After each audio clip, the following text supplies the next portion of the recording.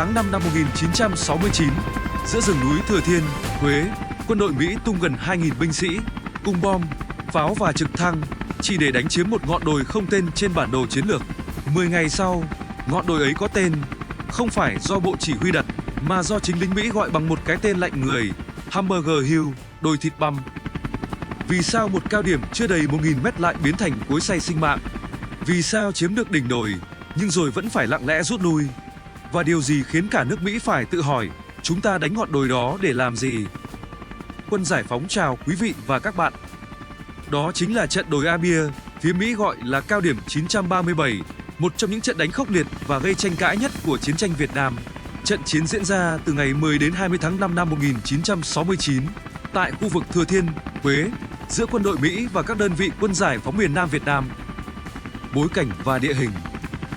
Núi A-bia cao 937 m, nằm sát biên giới Việt, Lào, cách đường biên chưa đầy 2 km.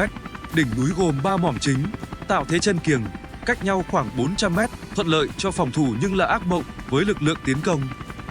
Toàn bộ khu vực bị bao phủ bởi rừng rậm, tre gai và cỏ voi, cao ngang ngực, có nơi quá đầu người, thậm chí che khuất cả xe bọc thép M113, một chiến trường lý tưởng cho phòng ngự và tàn khốc cho bất kỳ ai buộc phải đánh lên. Kế hoạch của hai bên. Phía Liên quân Hoa Kỳ, Việt Nam Cộng Hòa, Tư lệnh Quân đoàn 24 Hoa Kỳ, Trung tướng Richard Stilwell quyết định sử dụng lực lượng lớn, được yểm trợ pháo binh và không quân tối đa, với kỳ vọng đánh nhanh, kết thúc gọn. Lực lượng chủ công là 3 tiểu đoàn sư đoàn không vận 101 do Thiếu tướng Melvin Giles chỉ huy, phối hợp với các đơn vị quân lực Việt Nam Cộng Hòa và lực lượng cơ giới, thủy quân lục chiến Mỹ. Phía quân giải phóng miền Nam Việt Nam có khoảng 800 chiến sĩ do Ma Vĩnh Lan chỉ huy. Hỏa lực gồm phòng không 12,7 mm và cối 82 mm, bố trí theo thế phòng ngự liên hoàn. 15 giờ ngày 8 tháng 5 năm 1969, các đơn vị bắt đầu chiếm lĩnh trận địa. Tiểu đoàn 8 giữ A-bia, tiểu đoàn 7 án ngữ các điểm cao 903 và 916, tiểu đoàn 9 làm lực lượng dự bị và bảo đảm hậu cần. Trong khi đó, các tổ trinh sát đã âm thầm bám sát từng mũi tiến quân của Mỹ, chờ thời khắc nổ súng. Diễn biến trận đánh. 10 giờ 15 phút ngày 10 tháng 5 năm 1969, tiểu đoàn 8 do tiểu đoàn trưởng Đinh Xuân Bài chỉ huy, nổ súng tiến công một đại đội Mỹ thuộc tiểu đoàn dù số 3 đang chiếm giữ các điểm cao 400 và 500, cách A-bia khoảng 2 km về phía đông bắc. Đại đội 5 được tăng cường 2 khẩu cối 82 mm, triển khai đội hình 3 mũi. Mũi chủ yếu đánh thẳng vào khu vực yên ngựa nhằm cắt đội hình đối phương, rồi tỏa lên hai hướng chiếm các điểm cao 400 và 500, phối hợp với hai mũi đánh từ phía sau mỏm 500. Tại mỏm 400, lực lượng tiến công bí mật áp sát. Khi nổ súng, một tiểu đội nhanh chóng khống chế vị trí phòng ngự của đối phương, rồi phát triển xuống khu vực yên ngựa, phối hợp đánh ngược lên sườn đồi.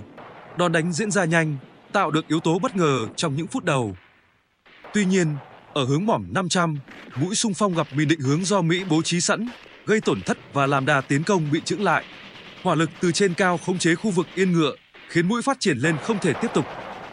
Đại đội 5 sử dụng cối 82 mm và B40 từ mỏm 400 bắn chi viện, nhưng phía Mỹ nhanh chóng gọi pháo binh và trực thăng vũ trang phản ứng mạnh, bắn phá dữ dội quanh mỏm 400 và điểm cao 500.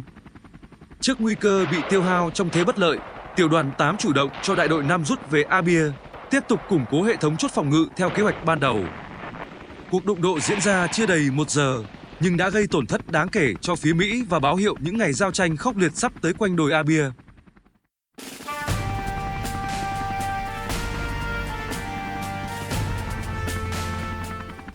Về phía quân giải phóng, do lực lượng còn phân tán và chưa kịp tập trung đánh vào sở chỉ huy đối phương, phía Mỹ nhanh chóng tổ chức phản kích, gây ra những tổn thất nhất định.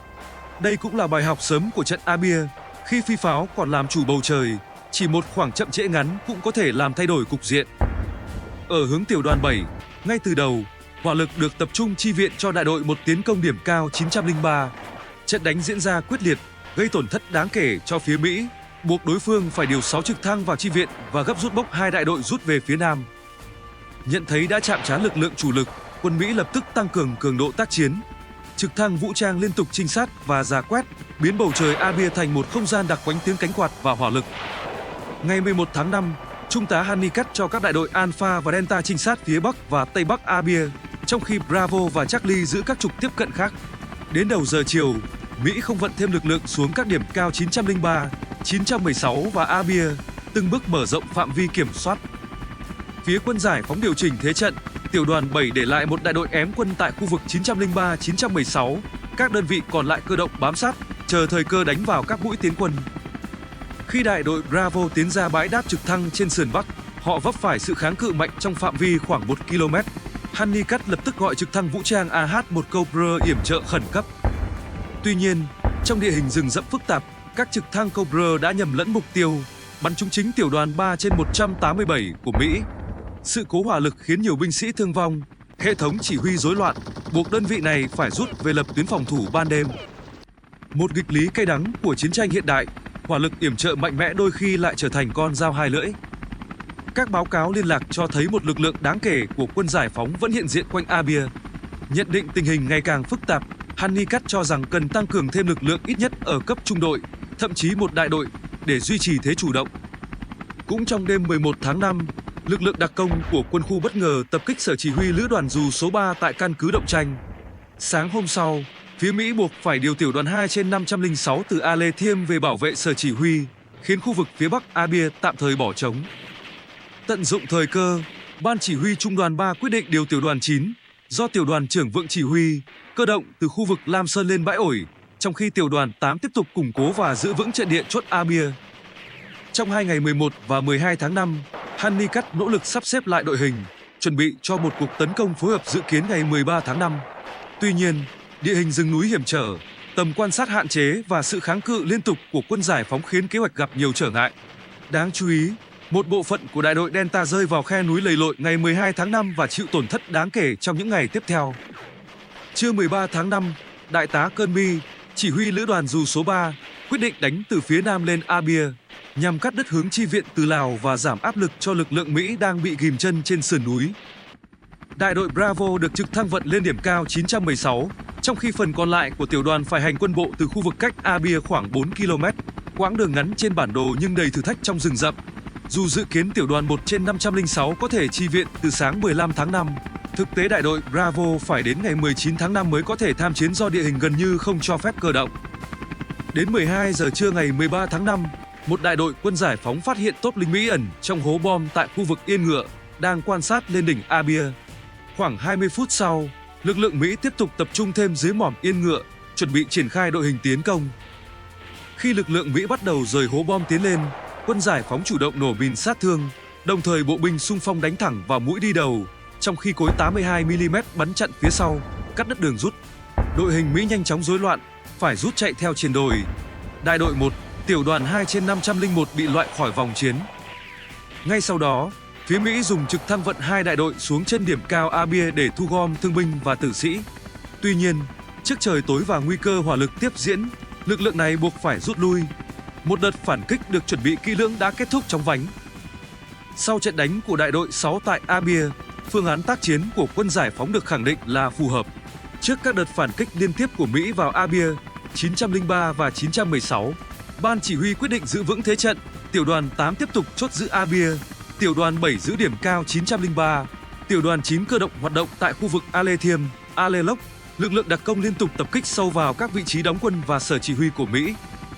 Thực hiện chủ trương này, đêm 13 rạng 14 tháng 5, đại đội 20 đặc công bất ngờ tập kích sở chỉ huy tiểu đoàn 1 trên 506 tại điểm cao 1078, phá hủy trận địa pháo 105mm, làm suy giảm đáng kể hỏa lực yểm trợ của đối phương. Cùng ngày 13 tháng 5, lữ đoàn dù số 3 của Mỹ mở các đợt phản kích mạnh vào điểm cao 903 và 916. Tiểu đoàn 7, dưới sự chỉ huy của tiểu đoàn trưởng Tăng Văn Miêu và chính trị viên Trần Triền, triển khai thế trận xen kẽ, linh hoạt, liên tục tập kích quấy rối, buộc quân Mỹ phải cơ động liên tục và thường xuyên gọi pháo chi viện, hình thành một vành đai hỏa lực tự phòng vệ quanh vị trí trú quân.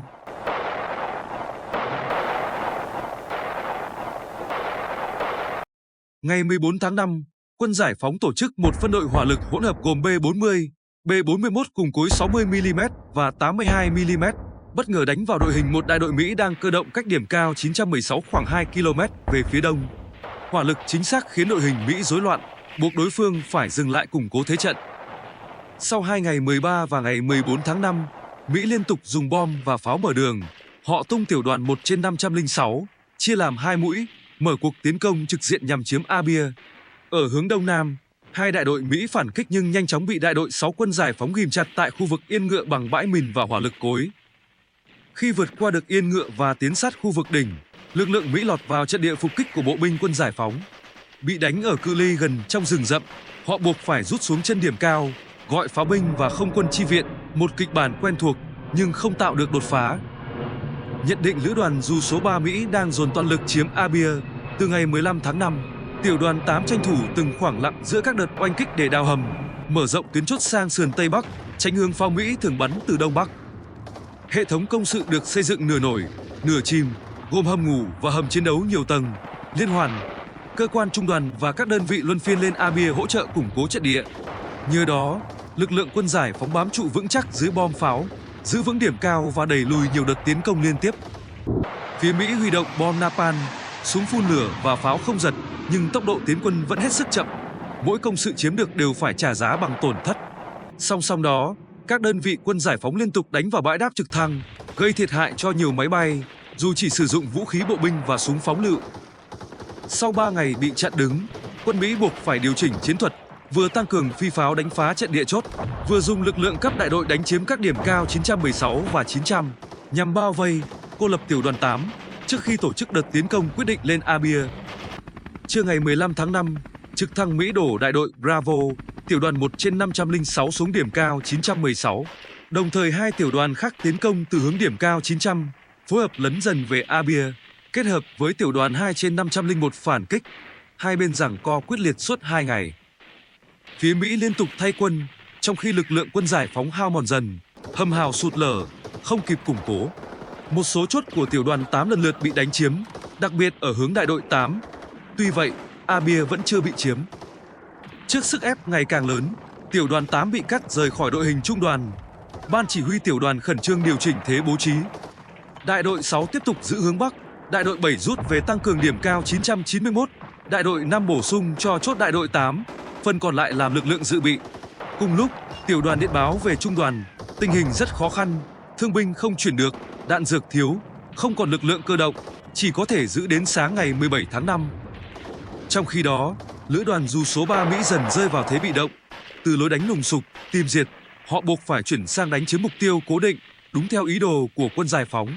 Ban chỉ huy trung đoàn lệnh cho tiểu đoàn 8 tiếp tục giữ Abia, làm điểm ghim chân đối phương, tạo điều kiện để tiểu đoàn 7 và tiểu đoàn 9 cùng các đơn vị hỏa lực vận động đánh sườn phía nam, trước mắt phải đánh bật lực lượng Mỹ ở điểm cao 916, khôi phục thế liên hoàn của toàn trung đoàn. Ngày 16 tháng 5, trung đoàn tập trung 16 khẩu hỏa lực gồm B-40, B-41 và đại liên 12,7mm bất ngờ tập kích một đại đội Mỹ tại khu vực Động Chuối, gây rối loạn đội hình đối phương. 9 giờ sáng ngày 17 tháng 5, đại đội 2, tiểu đoàn 7 bất ngờ tiến công một đại đội Mỹ ở điểm cao 916, đánh bật đối phương khỏi mỏm 1. Quân Mỹ bỏ mỏm 2, rút xuống chân điểm cao và vấp ngay chốt của đại đội 5. Đến 14 giờ cùng ngày, nhiều binh sĩ Mỹ tại khu vực 916 bị loại khỏi vòng chiến. Hành lang giữa 916 và Abia được khai thông, đường tiếp cận tiểu đoàn 8 được nối lại. Do không nắm được tình hình thực tế tại 916, chỉ huy lữ đoàn dù số 3 Mỹ vẫn cho trực thăng đổ quân tiếp ứng. Kết quả, đại đội 2 bắn hỏng và bắn rơi 2 trực thăng, cùng lực lượng đi theo. Trong khi đó, Abia tiếp tục là tâm điểm giao tranh. Phía Mỹ quyết tâm chiếm ngọn đồi không chỉ để giành lại thế chủ động, mà còn nhằm thu hồi thương binh và tử sĩ sau 2 ngày tổn thất nặng. Sau khi tách tiểu đoàn 8 khỏi đội hình trung đoàn 3, lữ đoàn dù số 3 cùng tiểu đoàn 2/501 và hai đại đội của tiểu đoàn 1/506 tổ chức bao vây, luân phiên phản kích quanh Abia.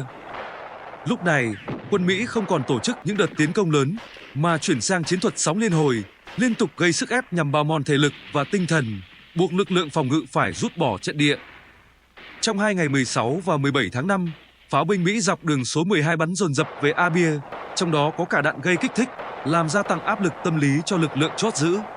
15 giờ ngày 17 tháng 5 đợt phản kích cuối cùng bắt đầu, quân Mỹ chia 4 mũi, dùng hỏa lực mở đường đánh lên Abia. Đến 16 giờ, một đại đội Mỹ có phi pháo yểm trợ tiếp tục xung phong vào các chốt. Đúng thời điểm đó, khi đối phương còn tập trung đối phó với đại đội 5 và đại đội 6, đại đội 2, tiểu đoàn 7 bất ngờ đánh thốc vào sườn trái đội hình phản kích của một đại đội Mỹ, buộc đối phương phải rút xuống chân điểm cao. Đợt phản kích cuối cùng trong ngày 17 tháng 5 vì thế hoàn toàn thất bại.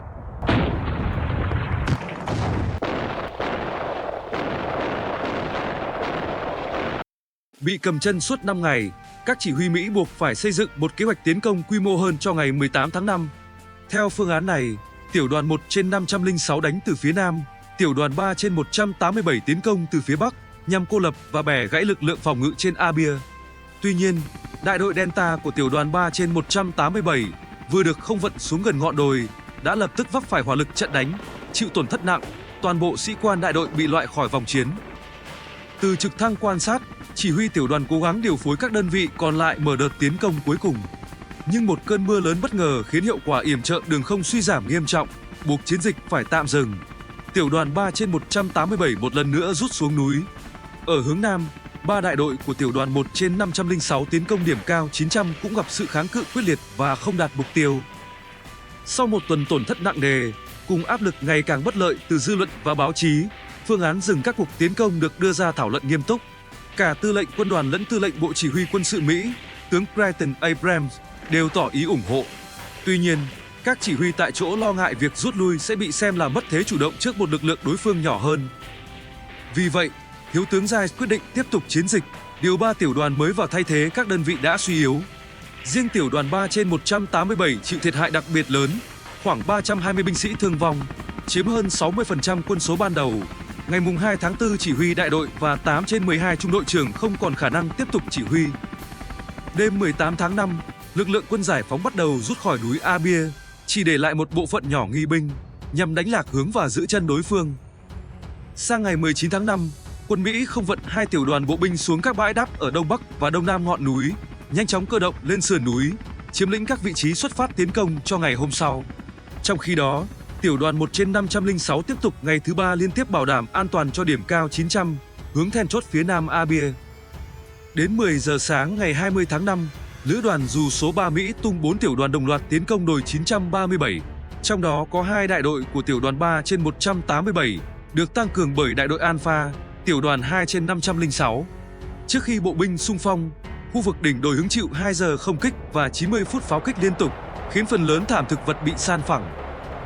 Các mũi tiến công triển khai đồng thời. Đến 12 giờ, tiểu đoàn 3 trên 187 tiếp cận được khu vực đỉnh. Lực lượng nghi binh của quân giải phóng, sau khi nổ súng cầm chân đối phương, đã rút an toàn theo đội hình chủ lực sang hướng Lào. 17 giờ cùng ngày, đồi 937 chính thức do quân Mỹ kiểm soát trong bối cảnh không còn vấp phải kháng cự đáng kể. Kết quả trận đánh. Sau 10 ngày giao tranh, phía Mỹ ghi nhận 72 binh sĩ thiệt mạng, 372 người bị thương, cùng một số trực thăng bị bắn hỏng hoặc rơi trong quá trình yểm trợ. Phía Mỹ tuyên bố lực lượng quân giải phóng có 630 người tử trận, song con số này gây tranh cãi lớn và bị cho là phóng đại, do điều kiện rừng núi rậm rạp và hỏa lực dày đặc khiến việc kiểm đếm chính xác gần như không thể. Dù phải trả giá bằng hàng trăm thương vong, kết cục quân Mỹ chỉ chiếm được một cao điểm không mang giá trị chiến lược lâu dài. Ngày 5 tháng 6 năm 1969, Thiếu tướng John Wright lặng lẽ ra lệnh rút quân khỏi Abia, đặt ra câu hỏi lớn về ý nghĩa của những hy sinh vừa qua. Báo chí Mỹ nhanh chóng lên tiếng. Ngày 25 tháng 5 năm 1969, nhiều tờ báo gọi Abia là Hamburger Hill, đồi thịt băm, biểu tượng cho sự tốn kém và bế tắc. Những tranh cãi xoay quanh trận đánh này đã góp phần thúc đẩy Tổng thống Richard Nixon đẩy nhanh chiến lược Việt Nam hóa chiến tranh và công bố đợt rút quân viễn chinh đầu tiên. Nếu bạn thấy video hữu ích, hãy nhấn thích, chia sẻ và đăng ký kênh để ủng hộ nhóm nhé. Các video liên quan đang hiển thị trên màn hình, các bạn nhấp vào để tiếp tục thưởng thức. Xin chào và hẹn gặp lại!